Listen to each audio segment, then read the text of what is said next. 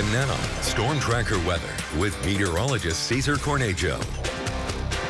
Good evening, Southeast Idaho and Western Wyoming. Taking a look at satellite and radar, we can see that the clouds are starting to move down towards the southeast. They are going to remain out of Southeast Idaho for the most part throughout tonight. It's going to lead to cooler temperatures. Once we zoom out, we can see that this is just part of a storm system that has been clearing out. And while we do have this low pressure system up in Canada, that's what's going to bring in some colder Canadian air that will really influence our temperatures once again. We can see our temperatures already being a bit on the cooler side so far. We can see single digits in Driggs, Yellowstone, also jumping over to Stanley. But in the Snake River Plain, we are starting to cool down quite a bit. 12 degrees in Idaho Falls. We're seeing 25 in Pocatello. So pretty cool compared to what we saw earlier. Taking a look at Future Tracker, by the end of the show, we can expect to see that clouds will remain thin, if not clear, throughout the entire night.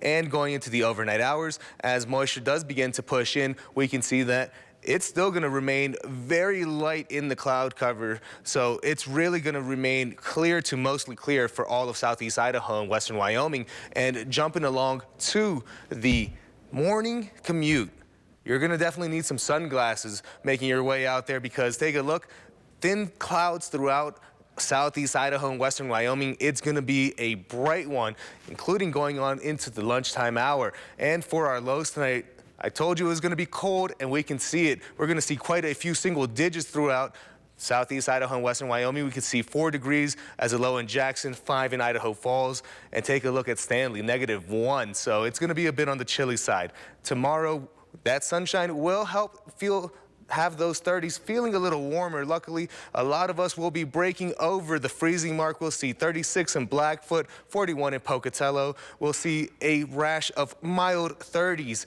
in the Central Mountains. And for your Southeast Idaho Chevy dealer 7-day forecast for Pocatello, we'll expect to see some sunnier skies to start off the work week, but by the time we get to the middle of the work week, there is going to be a pattern shift that allows some cloud cover to really mix in, but temperatures will be on the warmer side, closer to the 50s. By the time we get to the end of the week, it'll be in the 50s. So very much spring-like as we continue going along. For Idaho Falls, very similar 7-day forecast. We'll have a bit more cloud cover as we continue going throughout the week, but temperatures do incrementally increase for us.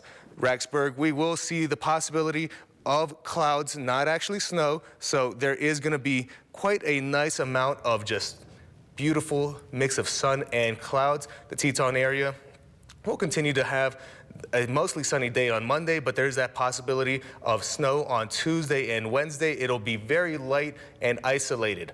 For the Central Mountains, plenty of sunshine, temperatures into the mild 30s and 40s for us.